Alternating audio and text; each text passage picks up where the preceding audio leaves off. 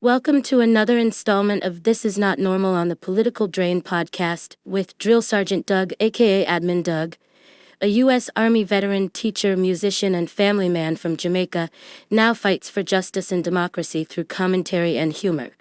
Follow him on YouTube at Political Drain and at Sons of Liberty Official as Drill Sergeant, aka Admin Doug, continues to protect our freedoms. I bet you won't call in front of a black man like that. I bet you won't call me. In fact, let me help you.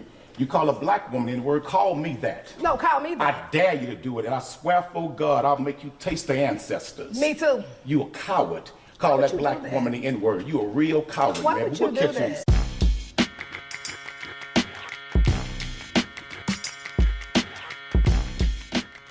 What's up, YouTube? Drill Sergeant here. And you may remember yesterday or the day before, depending on when this comes out, I put out a video about Justin Pearson down there in Tennessee fighting for his rights, fighting against these obnoxious, ridiculous, knuckle-dragging MAGA, sycophant, white supremacists. MAGA, yeah, you know. It went something like this. 7 days. The noes prevail. House Bill 1319. Hey, Representative Pearson. No, sir. No, sir. Hey. Don't touch him! Do your not touch him! Let him go! Do not touch him! Do not touch him! Don't you ever come out here, my family. My farmer is stuck! But don't you ever My farmer! Now, the point of showing that, besides the fact that I love to see it, I will find any excuse I possibly can to show that as often as possible, but that wasn't it. The point of showing that, the point of that video was to say this wasn't an isolated incident. This was not just something that happened by the way. This is the beginning of an uprising, and I'm going to say why. It's not just wishful thinking, right? This is based in historical precedent. This is based in political theory, as weird as it may seem. The whole point of things like the Voting Rights Act that I'm arguing here is those type of things are not here to protect us from the government after you win them. They're here to protect the government from us. You see, as it says here, limiting the access to rights is highly dangerous for the powerful. It breeds instability. Let's go down further under why limiting rights backfires. When people are prevented from venting frustration or organizing peacefully, or legitimate frustrations frequently escalate into extreme or violent conflicts that threaten the established authority. I want you to think about this guy, Justin Pearson. He would have been arguing his case in Congress like he was when he first got there. And then he got expelled a year ago. Taken out for being too black, being too correct, for representing his district too much.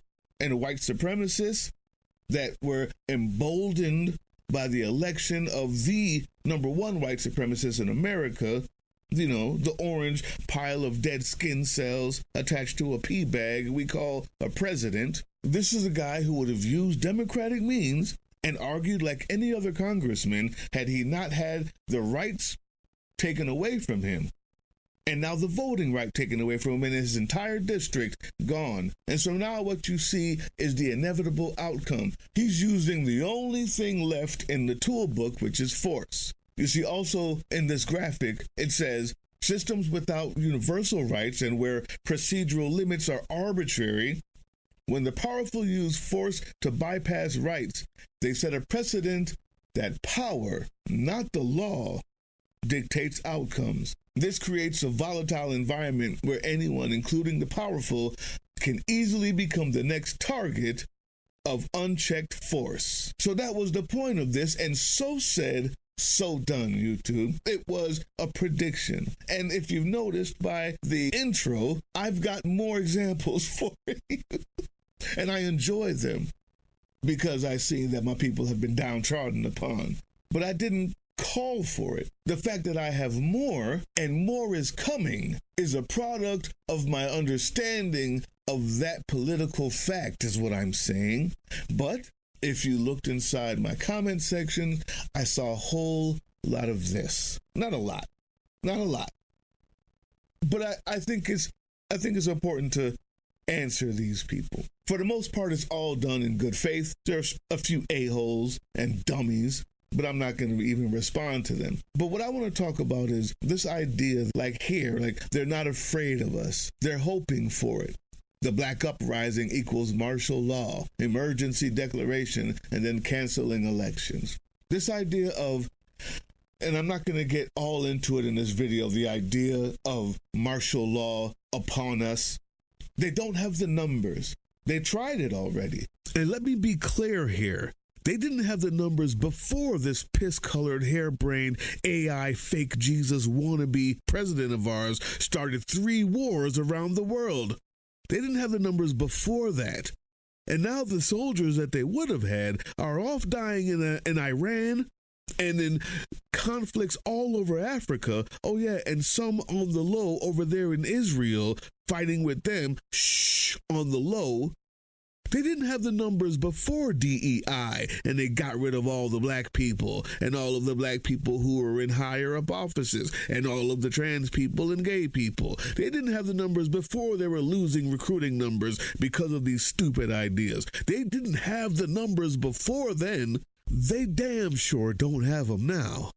There are more people alive today in America than there have been Americans ever altogether since America has been America, ever. They don't have the numbers. That's not the point. The point is, you're saying we're going to crash out and riot. This is not that. What we're seeing is a backlash and a rising up of individuals. And I'm going to give you this example and explain afterwards. Always good to see racists called out. Well, 2 Texas activists went off with this white man who was censured after he used the N-word numerous times during a trial. Oh, here we go. So, Mr. right here. Yeah, that's your ass. So you the one I like want saying you the the one N-word, like call people You and gonna shit. call, you gonna call me me Call me one. I bet you won't call in front of a black man like I that. bet you won't call In me fact, let me help you.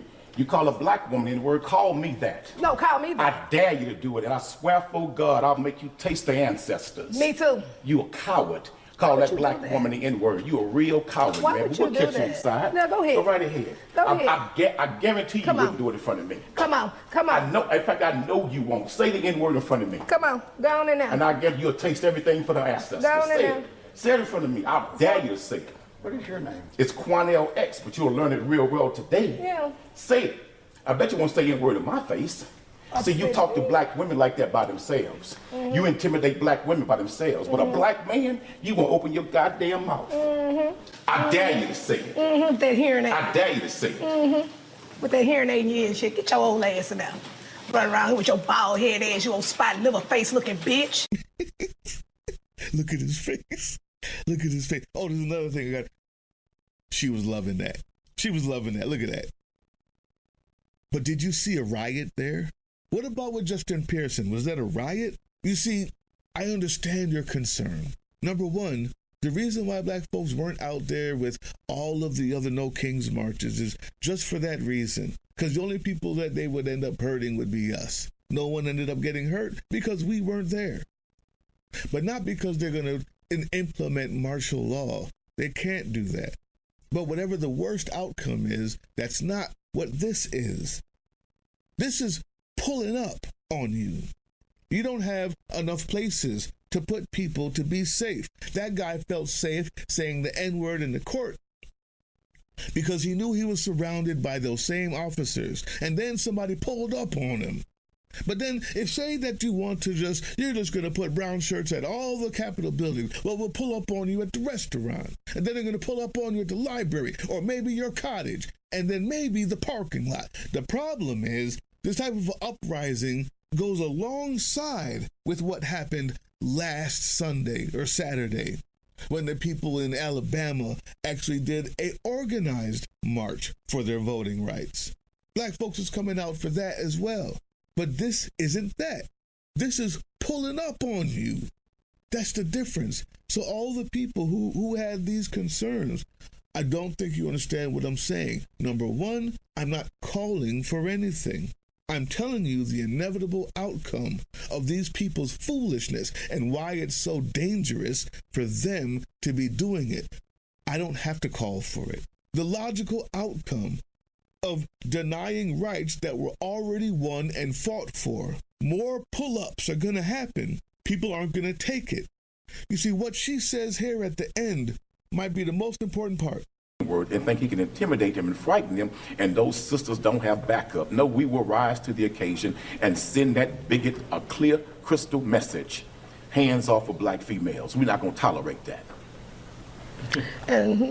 And one other thing in regards to, by us being here in Brazoria County is a majority minority county now. So those times of lynching, those times of racist behavior, especially how so comfortable that he was in that courtroom, is over. We will no longer tolerate it, and we will rise to the occasion, and we will expose it, and we will shut you down. That's the key. That's the key. Where there was a element of decorum in the courtroom, you didn't need him or her. Where there was the Voting Rights Act and non-cracked districts, you didn't need him or her. But now, the minute that they see you're talking about going back to lynching, that's the only thing they see, because there is no, when you take away the rights, I don't have to explain it anymore. This is the inevitable outcome. This is why he exists. That's why she's there. That's why he got pulled up on at the one place that they knew he wouldn't have the protection of the courthouse. And it will be somewhere else next time. And I'll keep showing it because I enjoy it, but not because I'm calling for it. If you want to do something that is substantial and works on a greater scale, maybe you'd like to join Spec Ops. We vet thoroughly, but if you make it through, we do other things, which include helping, mutual aid, helping people in need in the times of authoritarianism, and teaching you how to fight back properly. But the last thing I'm going to show you here is that it's not just us. This is called political theory. The uprising is here. It has started. It has begun. That wasn't clickbait. The thumbnail said it correctly. It started. And every time I see more of it, and the more direct action, not riots, people. It's not what you think it is. They're going to try their hardest to get these brown shirts in front of voting places and get rid of that anyway. We need to be voting. We need to be organized. We need to attack on all fronts, legally, in the streets, and defending ourselves when someone says the N-word, where maybe we would have thought twice because it's not worth it. Now it is. To some. This isn't a call. A call is June 28th through July 4th, 7 days in D.C. I have the website down there. Click on it. Become a part of it. Get ready. There's training on how to do direct action protests. We're trying to get rid of this guy. Impeach him before he destroys the world. But what I'm talking about, this isn't organized and it doesn't need a call. It's inevitable. Get your popcorn. The time to fight is now. Hey, yeah, you. Before you click away to watch someone unbox a tactical toothbrush, let's talk about something real. Political Drain isn't just another content mill. We're a digital front in a very real war. Not with bullets, but with ideas, with action, and with solidarity. We pair urgent news with critical education. And we build community around actual resistance, not the hashtag kind. The kind that moves. But here's the thing. None of this is free. It isn't. Behind every video is time, labor, research, and some weird guy asking if we're going to pay the hosting bill. And yeah, some of that money goes to things we can't necessarily say out loud.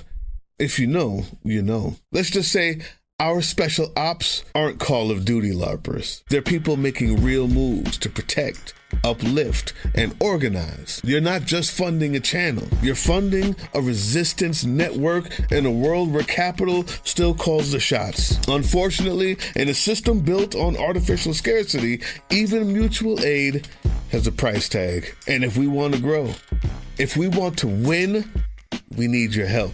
We need your help. So if you've got even a few bucks to spare, toss it our way. It's not for ads, it's not for merch drops, but for people making moves in the shadows so others can do it in the light. It's just us and you. So fund the mission, fund the fight, fund the future, because nobody's coming to save us. We save each other. That's how this works.